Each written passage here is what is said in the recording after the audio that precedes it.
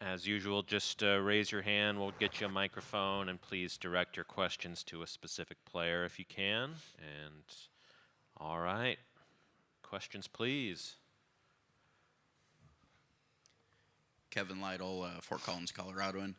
I guess for any of you guys, really, a quick turnaround for a team you haven't faced. Just what are the challenges that come with that, and kind of how do you balance the, trying to prep as much as you can without sort of overwhelming yourself with information?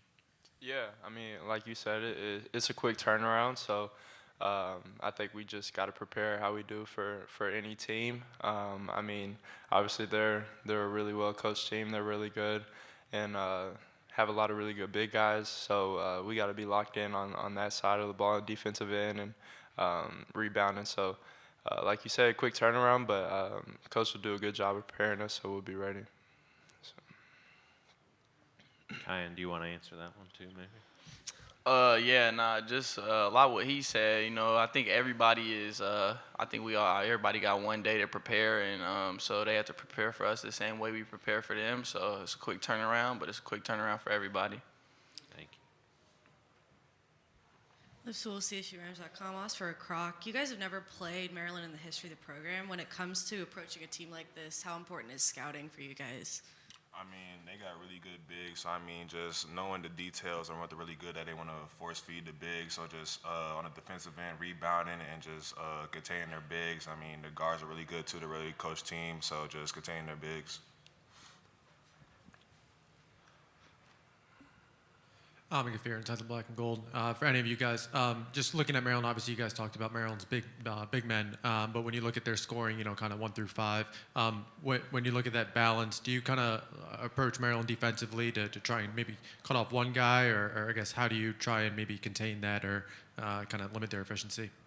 Yeah, I mean, obviously like you said, they have really good bigs, like we talked about, but they can also really hurt you from the three. As well with their shooters around. So, I mean, just continuing to be locked in on that side of the defensive side of the ball and containing the bigs. So. Jalen, Annie Peterson from AP. You guys are the 12th seed, yet you were the favorites against Memphis. Do you guys feel like underdogs here at the tournament? I mean, I feel like we don't really look too much into the underdogs or look into seeding. We're just here to play, and we just try to take one game at a time and have the same mindset that we have had in the conference tournament, whether it's March Madness. So we just try to have the same mindset going into it. Croc, for you, just what's this NCAA tournament experience like? What was it like being out on the floor for that yesterday and kind of going through being part of this whole process? I mean, it's definitely a blessing. It's very exciting as well because, I mean, not many players get to be on that court and experiencing that feeling, so it's definitely exciting out there. And, Lake, for you, just how different, or is it different for you going through this now compared to your first one as a freshman? Yeah, for sure. It is. I mean, it's still the same stage. It doesn't really get old being able to come back to play in March Madness, but, yeah, I mean, I have a completely different role from when I did as a freshman. So, but it's just take it how it goes. I mean, it's an awesome feeling. It's a blessing to be able to play in this. So, Kyan, for you, I'm assuming during the recruiting process, there's kind of a vision laid out of kind of reaching this type of moment and these type of games. So, what's it been like, going through that process of kind of learning last year and then getting to play it, experience it, and have these big stage opportunities?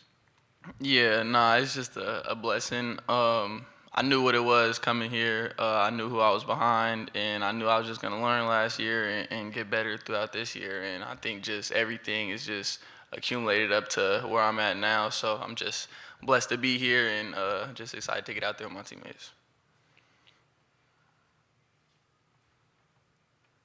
All right, anything else for the guys up here? All right, thank you. Thank you. Appreciate it. Thanks. We'll have Coach here in a few minutes.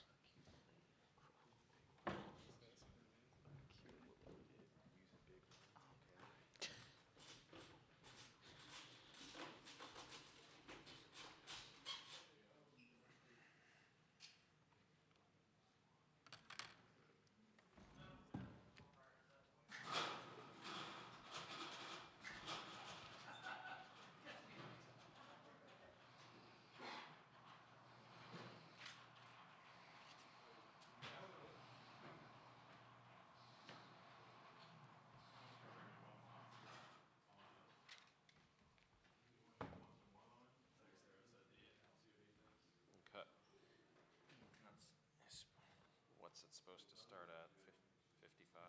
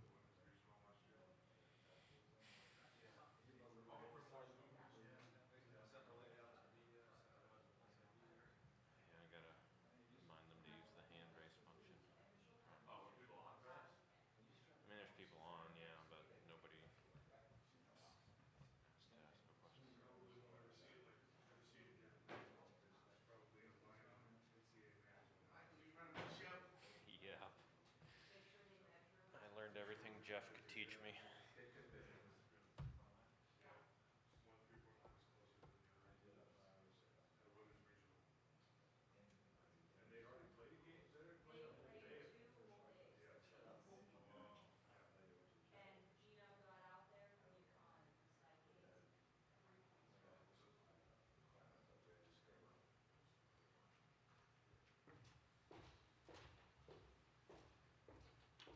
Welcome back, Coach. How are you? Good, thank you.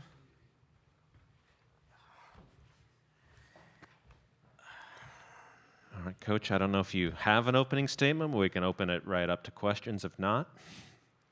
I mean, what more could you want being here right now in this moment in the round of 32 and March Madness? It doesn't get any better than that, and it's what you work for all year, and I'm really excited for the opportunity. All right, and just a reminder to those on Zoom to use the hand raise function if you'd like to ask a question, but we'll start off with questions from the room here.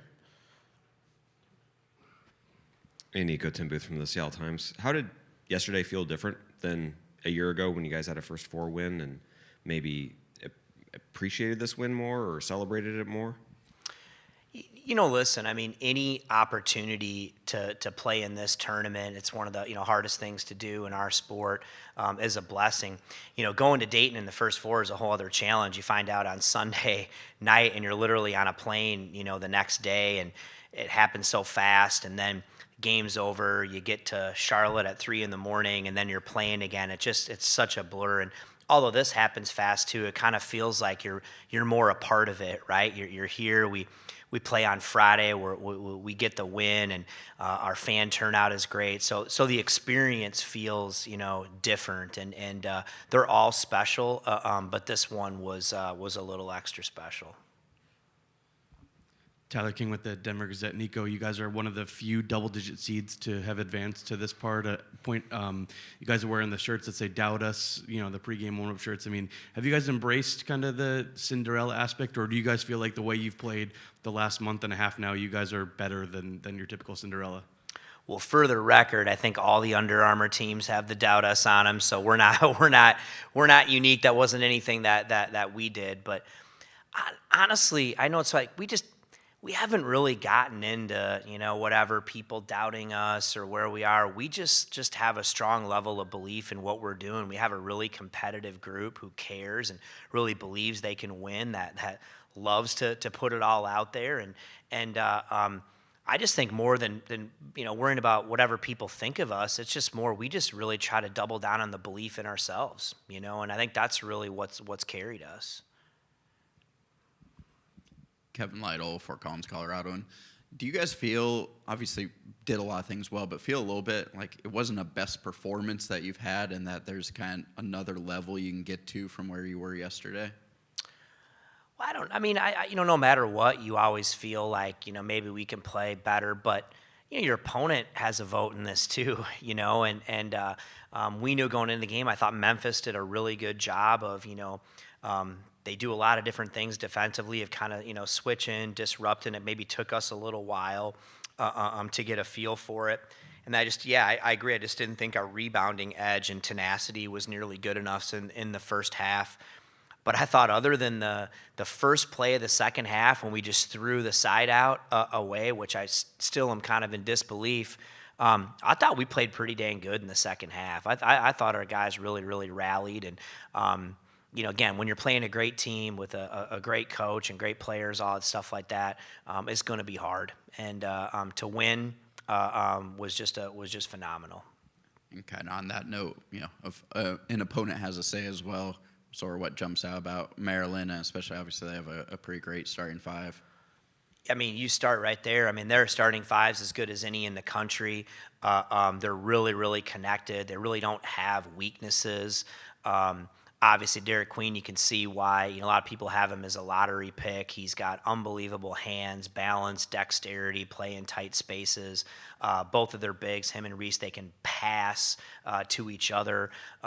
Their guards are terrific. They make shots. They're aggressive. They're really connected on the defensive end. I mean, I think I look where they're 10 in Ken Palm. They could have won the Big Ten. They're just a terrific team. And so it's going to be a challenge. But again, if you're in the round of 32 in the NCAA tournament here, that's what it's going to look like. You know, you're playing the best teams in the country, and they're here for a reason. And Kevin Willard's an exceptional coach and just has his team firing on all cylinders. You know, but then we know all that. But like I told our guys, well, so are we. You know, and I think when you get to that point, it's your opponent is really, really good as any we've played all year. But we also have to rally behind us playing well, right? And that, you know, hopefully we can do some things or have to do some things that causes them some problems as well. Lindsay Schnell, The Athletic. Nico, we've talked so much throughout college basketball this year about how good the SEC is. You know, we always fall in love with certain conferences, but you guys sent 4 teams from the Mountain West and 2v1 first-round games. How much do you think that has prepped you for this? Like, there's not really an easy night in your conference. I couldn't agree more. And you know, and I know our league has taken a little bit of a beating nationally with not having as much success in the tournament. But I just think a lot of people, I'm going to be really candid. I mean, being as far west as we are, I think a lot of people don't stay up to watch all the games. They don't really understand the quality of players and coaches and programs in our league. So absolutely, you get tested night in and night out, and you're playing in front of packed arenas, and so you come in here battle tested, and so I agree with that. It was great to see, you know, New Mexico win yesterday too for the league. But yeah, I mean, we take pride in that, and I think both us and New Mexico winning yesterday was really, really good for the Mountain West. As a West Coast resident, I would agree with you that a lot of people don't stay up, but also let's cut down on the 8 p.m. tips. My That's above my pay grade, yeah.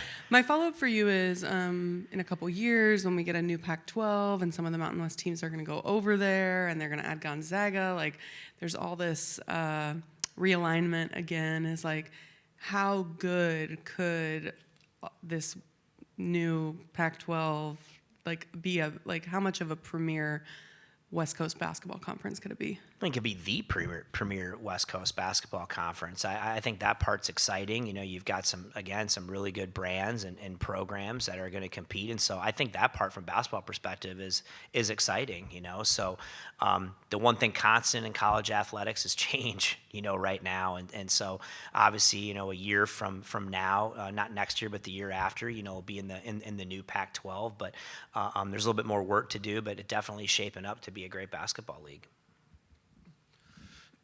Hi, Nico. Matt Calkins with the Seattle Times. I was talking to Tim Shelton for a little bit. He's got Seattle connection here with his dad winning a title here, and he was pretty enthusiastic and happy to be here. I'm just curious what you saw in him that made you want to bring him onto your staff.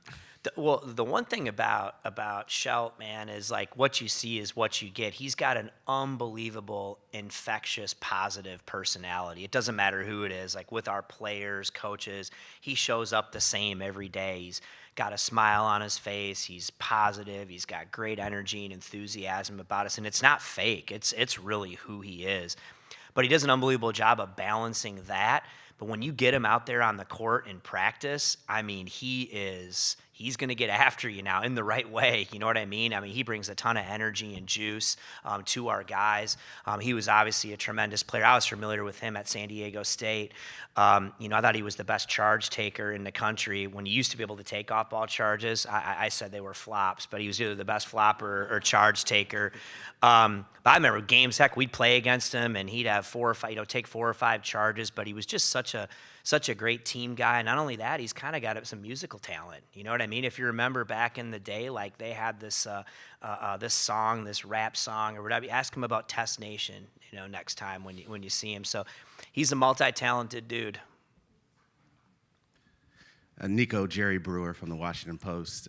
When Neek transferred, what did you think you were getting, and why has he developed into such a complete, efficient player? You know, we recruited him really hard out of high school, so we had a great relationship with him and his family. You know, he decided to go to CU instead of us, and when he decided to go in the portal, he was a young person. We had a lot of belief, and we knew he was our type of guy as far as the character, and we thought he had a lot of talent maybe that had been untapped. The thing with him is that, and I keep saying it, there's like it, love it, and then there's live it guys. I mean, he lives this game. I mean, he can't get enough of it. He loves to be in the gym, loves to be coached, loves to watch basketball, talk about basketball.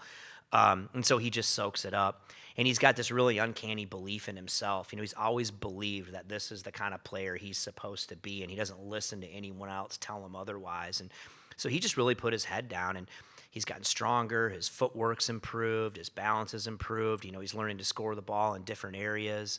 Obviously, he's got the ball, in his hands even more than ever now, and his passing and playmaking is really showing up. He's a special rebounder.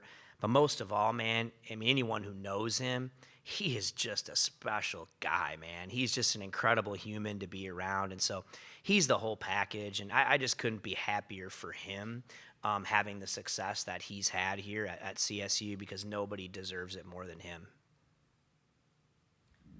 Lindsay Schnell, The Athletic. I had a question about Neek, too. He obviously didn't shoot great yesterday, but he did a lot of other things. But offensively, he doesn't seem to force a lot. Sometimes you see guys who aren't shooting well and decide the solution is to take 20 more shots. How do you help him navigate not forcing things versus when you say to him, like, hey, you need to take this game over right now, because he is talented enough to do that? He just, again, he plays for the team, and so he doesn't think about that. He just thinks about what he has to do to help our team win, and we need him to be aggressive, but I just think that takes time when you become the top of the scouting report. He wasn't the top of the scouting report last year. Now he is. I think he's done a great job of just finding that balance. And yeah, I thought he played really well yesterday. He missed some open shots he's been making, but everything else was great. 8 rebounds, 6 assists, didn't turn the ball over, played really good defense. 2 more of those threes go in. Everybody's talking about another monster game, you know what I mean, for Neek. But I thought he played really, really well. And again, sometimes I always tell guys, the ball's in your hands, not always to take the shot. It's just to make the right play. You know what I mean? And he makes a lot of the right plays for us. Nico, Susie Wargin from KOA in Denver. I don't know if you've had a chance to see all the people that were at the pregame party. I think there were over 400 there. And then obviously in the stands yesterday, it was pretty spectacular. From your perspective, and I talked to Nick about this too, what does that mean when the fans travel so well, and when you look up, that whole, horseshoe practically was filled with CSU fans? Susie is just awesome. To see that, and I've had more even, that said they're traveling in, today just to be there tomorrow. I thought it was absolutely phenomenal. And obviously, I wasn't at the pregame party, right? But I've heard the stories, of how packed it was, and people, going. It's awesome. It makes a difference for us. But I'm just really, really happy. This place, and I'm just really, really happy for the fans and CSU. I know how much this means to the school and to our fans, and just to see how excited everyone is and coming out here to support it. It means the world to us. But I'm really happy for them too. All right. Anything else for Coach? Oh, one more. Nico, I don't know how much you're paying attention to this because you're so locked in, but Kevin Willard has been the last few days very frank in his press conferences about how much Maryland needs to commit to their men's basketball program. Basically, he makes it sound like he wants more money for NIL, that type of stuff. I'm curious, when you guys are here, when you're running into other coaches at the tournament on the road, do you guys talk about that? Are you ever revealing numbers, or are you all trying to keep everything close to your chest so that you don't accidentally help someone sign someone great out of the portal? What I say, death, taxes, and coaches talking about NIL, right? That happens all the time. That's kind of the deal right now, obviously. So, I didn't, Coach Willard, whatever, perceived or whatever he's got going on there, I understand. We're all we're all trying to figure this out, right? You know, what that looks like at our own schools and, you know, how much is enough. We always feel like, you know, you need more because you want to compete. You know, we're all competitive. We want to compete. Everybody invests so much in this deal to try to win at the highest level, and that's kind of the name of the game. And so, of course, we're all talking about it, and you know, this stuff just continues to evolve, but I'm happy for the players, you know, that they get an opportunity to participate in this, and hopefully we're moving in a direction that we're going to have a little bit more transparency and a little bit better rules of engagement, so we can all kind of know what this is moving forward. And I think, you know, we're moving in a good direction. We got a little ways to go here to completely figure it out, but I feel better about it maybe than I did 2 years ago. So in this new weird world that we're all in and trying to navigate, how much does it matter for a coach to be a great recruiter, to be able to build a relationship versus just kids and parents want to go to the highest bidder?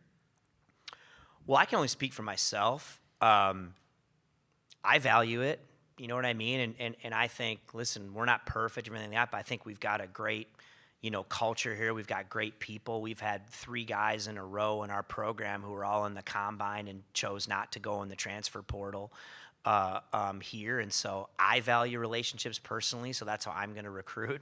You know, I want to do it the way that I want to do it. And I still think those things matter. Obviously, there's a financial aspect that matters, and I get that. It should.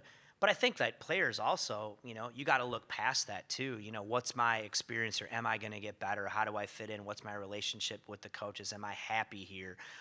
All those things. And I think there's things that are bigger than just that. So I think those things still matter. I don't buy into this, that it's completely transactional, and I don't buy into that. And of course, this is big business, huge business. And that's part of it. And so that part exists, and I'm not naive to that at all. I completely understand it. But I also think the other things matter too. I really do. And to the right kinds of people, the people that we want here to coach, those things, you know, have to matter. And I think you can do both. All right. Thank you, Coach.